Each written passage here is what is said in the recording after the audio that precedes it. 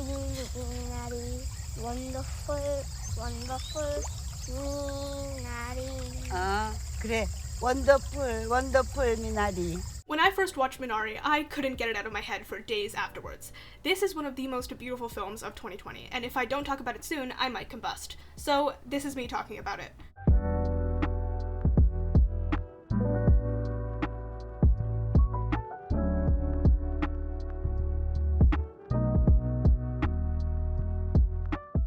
I want to explore some of the major themes of Minari that work in tandem to paint such a real picture of life. I will be going in depth, so this is your official spoiler alert. So kick back, grab a Mountain Dew, and let's talk about this beautiful film.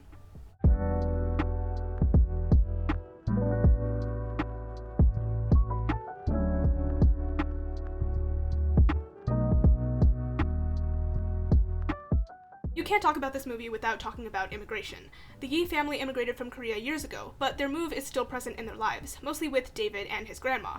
When she comes to live with them, David is not excited. He doesn't like his grandma at first because she doesn't fit into his American ideals of what a grandma should be. 할머니는 진짜 할머니 같지 않아요. 할머니 같은 게 뭔데? 쿠키도 만들고 나쁜 말도 안 하고 남자 팬티도 안 입고. As a Korean kid who's never been to Korea, he represents the New World, while Grandma represents the Old World. They clash a lot. As a New World kid who's been so easily assimilated into American culture from such a young age, it is hard to want to embrace the Old World in the way that his older sister Anne does. Though she too is a kid who's grown up in the States, she knows Korea better and is sort of the bridge between Old World and New World. But it's the relationship between David and Grandma where a lot of the heart of this film comes from, which I don't think is an accident. The happiest moments are with Grandma's Old World and David's New World. They are the best of both worlds, the marriage between old and new. One of the moments of the film that stuck out to me the most was, surprisingly, when Monica and her mother are organizing her things and her mother gives her food she brought from home. 고춧가루. 여긴 이런 걸 구할 수가 없어. 8시간이나 운전해서 달라스까지 갔는데 별로였어. 멸치도 가져온 거야?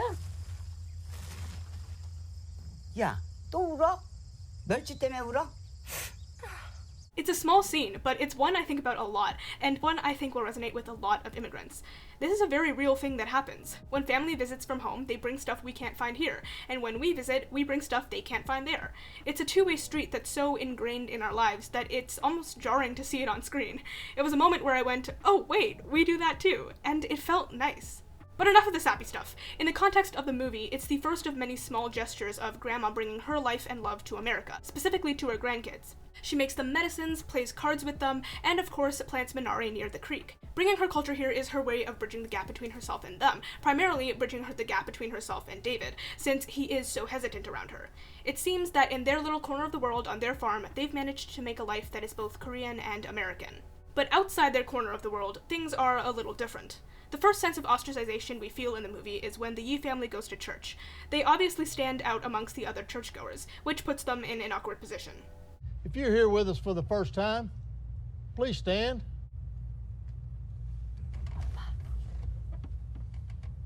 What a beautiful family. We're glad you're here.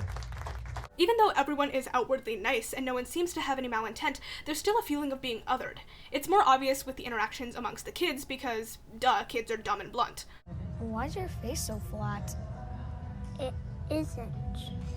Can you stop me if I say something in your language?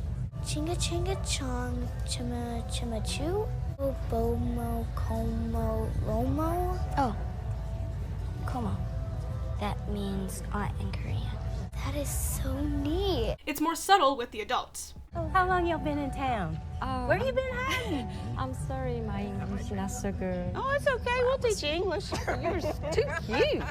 Thank you. Thank you. Okay. While they are technically being nice, they fawn over Monica to a tiring point, almost like she's a child or a novelty.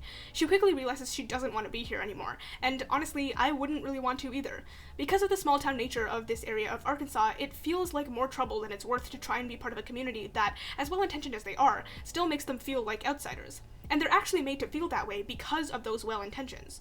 No one came up to them and spat racist stuff in their face, except for this girl, but a kid in the 80s probably wouldn't know that that wasn't alright to do. Hell, kids now sometimes sometimes don't even know that. They were asked to stand up so the church could welcome them. These kids start talking to David and Anne to be nice and to make friends. Same reason these women start talking to Monica. And yet, as friendly as they think they're being, they're actually making them uncomfortable. And it's so important to show that side of things. Big racist moments are not the only way to make immigrants feel like they don't belong. It's also the little things like this that put you in an awkward position and make you wonder why you ever decided this was a good idea. So they stick to farming. What's interesting is that Jacob insists on farming Korean vegetables to provide for the Korean population in America. In this way, he's associating a Korean thing with a very American thing like farming. And yes, of course, people farm all over the world, but because of the presence of farm life in a lot of American media, it does feel very American at times. This is what they immigrated for, building a better life in a different world. We know that hasn't exactly been the easiest to actually achieve for this family, don't worry, we're getting there, but it's very clear in this one scene how much Jacob and Monica's lives specifically have been impacted by their immigration. 저건 니들이 좋아하던 노래잖아. 야, 네 엄마 아빠 한국서 누가 노래만 시키면은 서로 두 눈에서 꿀물을 뚝뚝 흘리면서 저 노래만 불렀단다. 그랬나? 미국 올 땐 다 까먹었구나. This could be a reference to how they've forgotten Korea and their lives back there, but it's more a comment on how they've forgotten themselves. It's taxing, trying to make a life here out of nothing, and unfortunately, it's not going to get any easier for them.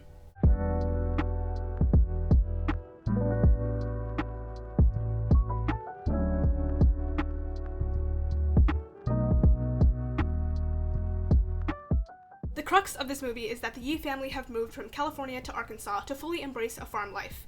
But while it's just a simple farm life on the outside, it's no secret that the real meaning behind this is the desire for the American dream.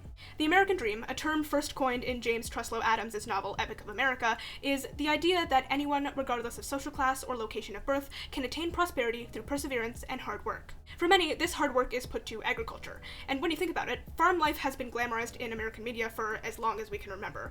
It's an honorable thing to go out there and to make something out of nothing for your country and family. They have issues, they face hardships, but in the end, they usually persevere. The American dream is very much tied to the patriarch of the family, Jacob. It was his idea to move the family from California to Arkansas, which is interesting in and of itself, seeing as migrant workers in the early 1900s would usually move to California in search of the dream. But with a bigger plot of land in Arkansas, Jacob is convinced they'll prosper here. I think if we want to understand why he's so attracted to the idea of the American dream, we need to take a look at this scene with Jacob and David outside of the hatchery. 순놈들을 저기서 폐기하는 거야. 순놈은 맛이 없어. 알도 못 낳고 아무 쓸모 없어. 그러니까 우리는 꼭 쓸모가 있어야 되는 거야. 알았지?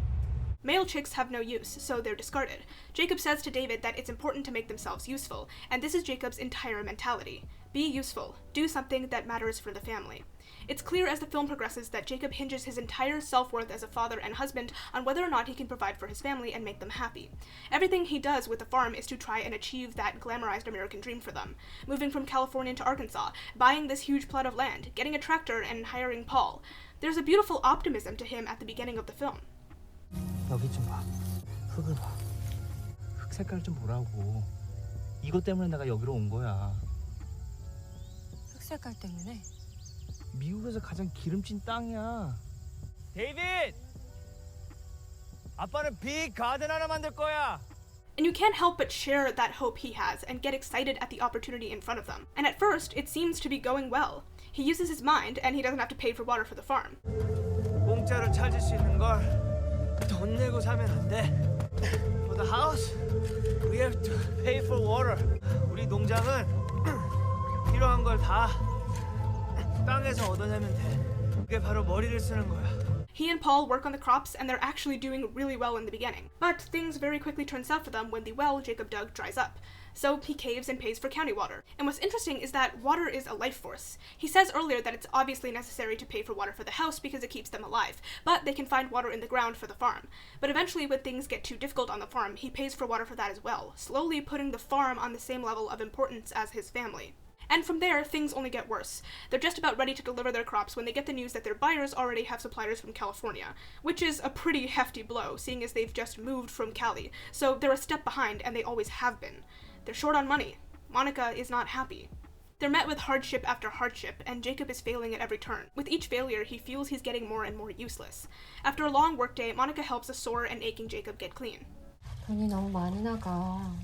나 심각해. 괜찮을 거야. 내가 책임질게. At first impression, this is a very wholesome sentiment, but it's with his next words where we see what he really means. 청구석에 데리고 온 것도 다 우리 가족을 위해서야. 여기서도 잘 안 되면 그땐 당신 원하는 대로 해. 애들 데리고 떠나도 괜찮아. So yeah, this is wholesome, but it's also desperate. Of course, taking care of people is a wonderful desire, but he also feels he has to, because if he doesn't, then he's failed as a father and a husband, and is worthless. It's why he says Monica can take the kids and leave him if he fails. If he's a failure, then he doesn't deserve them. He has to work hard to make sure that doesn't happen. While we're talking about working hard, I want to talk a little bit about the relationship characters have with religion and faith. Monica is clearly religious and often talks to David about how if he prays, he'll be better, that he'll be able to go to heaven, which is a true worry for them because of David's heart condition. Jacob, unlike Monica, is not the biggest fan of religion. He only suggests the family go to church to make Monica happy, but it's clear he doesn't love being there. This is another thing he does solely for his family. Paul is the exact opposite of Jacob, perhaps his foil even. He's deeply spiritual and religious right from the beginning. The role of religion and its effects on different characters is interesting. One of the big questions I had was why exactly Jacob seems to be so turned off by religion, and I think it's because he doesn't want to leave things up to faith. Once again, the American dream is characterized by perseverance and hard work, not faith. Jacob wants to work himself to see the results. He doesn't believe in a higher being doing the work for him. The closest he comes to talking about faith is at the very beginning. Garden is small. No. Garden of Eden is big. Like this. He refers to their future farm as the Garden of Eden, but this could very well be his hopes for it rather than a belief in religion. He wants his farm to be their heaven. Aside from that, Jacob scorns all things religion, preferring to make that heaven for his family rather than pray for it.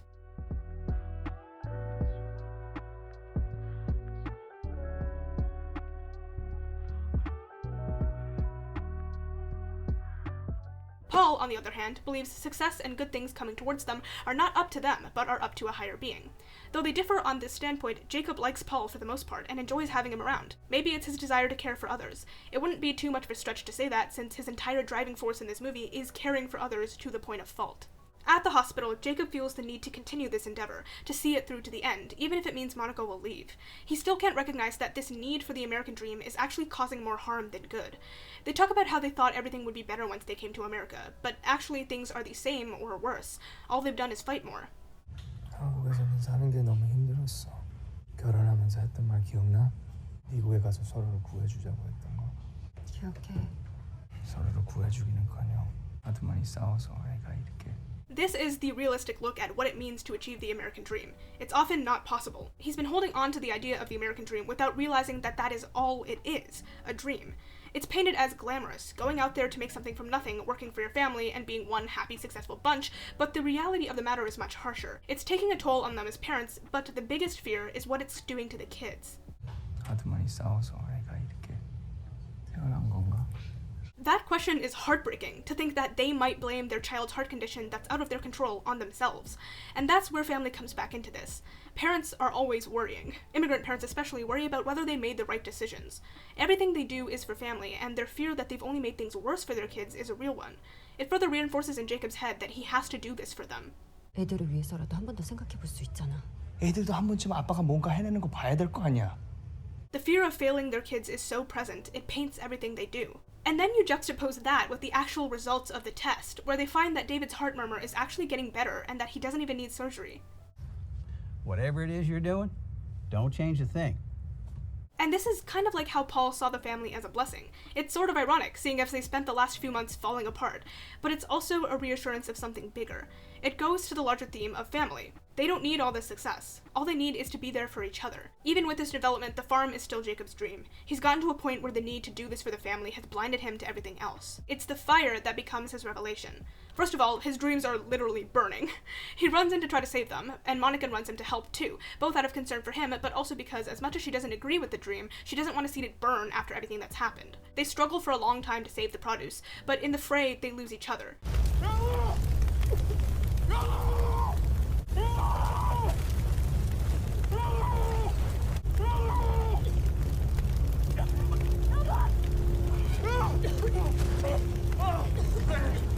It's in this moment, as Jacob is screaming for his wife, seeing his home and dreams burning, not knowing where his family is, that he finally realizes what the entire movie has been working towards.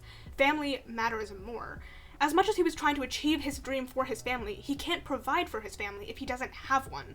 So he leaves the dream and he goes for family, and together they watch his dreams burn, knowing they're safe and knowing that they have each other. Meanwhile, Grandma is walking somewhere. Where? Who knows? It's not made clear. Maybe she's trying to escape the flames, maybe she's going to Minari Creek, maybe her walk is more of a metaphorical one, maybe it's her on the edge of here and there, about to move on. And David's biggest character moment comes here. In a story where he's been growing closer and closer to his grandma, he finally makes the ultimate move for her. He runs to her, something that could literally kill him, but he does it for her, and the kids are successful in bringing her back. The dreams are all gone, but family remains.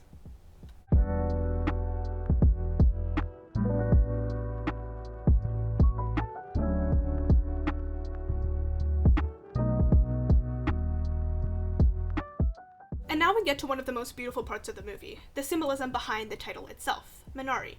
미나리가 잘 자라네. 얘 미나리가 얼마나 좋은 건데. 미나리는 이렇게 잡초처럼 아무 데서나 막 자라니까 누구든지 다 뽑아 먹을 수 있어. 부자든 가난한 사람이든 다 뽑아 먹고 건강해질 수 있어. 미나리는 김치에도 넣어 먹고 찌개에도 넣어 먹고 국에도 넣어 먹고 미나리는 아플 땐 약도 되고 미나리는 원더풀이란다. Minari can be planted anywhere, can be used in anything, for anyone. It's a symbol for family, maybe even this family specifically. They don't have to be in a specific place, following a very specific set of conditions in order to be a real family and have a good life. Wherever they are, whatever they do, they are still valid as long as they're together. But there's more to the story. Isaac, our director, Lee Isaac Chung, he has this great story about how his grandmother planted it when she came over to join their family and their farm. It dies in the first year, and then it thrives in the second, and it actually purifies the water and the soil around it. In all the years that his dad tried to do all these different types of crops, the thing that grew the best was his grandmother's Minari. They didn't have to keep after it, just did it on its own. Minari also purifies everything around it, which actually fits with Paul's image of the family. That's Amen. Amen. Yes. Big things. You got big things for this family. Paul thanks God for bringing him the Yi family and even says that there are big things coming for them. This might seem a bit ironic again, seeing as they are falling apart, but the truth is that once they move past these rough spots, they can start to get better. Minari doesn't do well in the first year, but it thrives in the second. And that is the exact story of this family. This first part was difficult for them. The need for the American dream, which doesn't really exist, almost tears them apart. But after the big fire, after Jacob lets that go, the last scene is spent at Minari Creek. 알아서 잘 자라네. 할머니가 좋은 자리를 찾으셨어. 맛있겠다. He finally knows that they'll be fine on their own, that they don't need to achieve an ideal that doesn't exist, that just being a family is enough. Things aren't going to be magically better, but now that he's realized that the American dream is just a dream, they can focus on being a family and healing from the entire ordeal. So essentially, everything wraps up into one. All of the themes of family, immigration, and the American dream all feed one another and roll into one big story, showing how all three of them are combined. You can't have two without the other. Jacob loves his family and wants to provide for them by achieving the American dream, which is a big reason they immigrated in the first place. As he continues to fail at achieving the American dream, he distances himself from his family because he feels he doesn't deserve them if he can't make them happy, not realizing that he doesn't have to achieve the American dream to make them happy, that actually he's making them unhappy. But he continues, because as an immigrant who's far from home, he needs to succeed for his kids because they were a big reason they even came here. So if success doesn't come, then the whole thing was useless and maybe they would have been better off not even immigrating. But eventually, Jacob realizes his desire for the dream has gone too far and has jeopardized his family, which is the last thing he wants to do. Letting go of the dream lets his family thrive and makes their immigration worth it, because they can be a family anywhere, in whatever way they want. At its core, Minari is a story about what you would do for the people you care about most. This can manifest in a tender way, like bringing nostalgic foods to your daughter who probably hasn't had them in years, or planning Minari for your grandkids, or sharing a room with your grandma, or drinking Mountain Dew together as a family. It can also manifest in a tender place that turns sour from outside forces, like throwing your finances into an unsuccessful farm and wanting to take your mother and kids away where they will be stable. At the end of the day, Minari is a story of love, of family. It's a story that sheds light on what the American dream actually is. It's not as easy to live as classic Hollywood would have you believe. It comes with ostracization, assimilation, homesickness, and the constant fear that you'll fail the people you love. It's a story of transitions, of rocky roads, of falling apart, and of healing, and of coming out the other side stronger.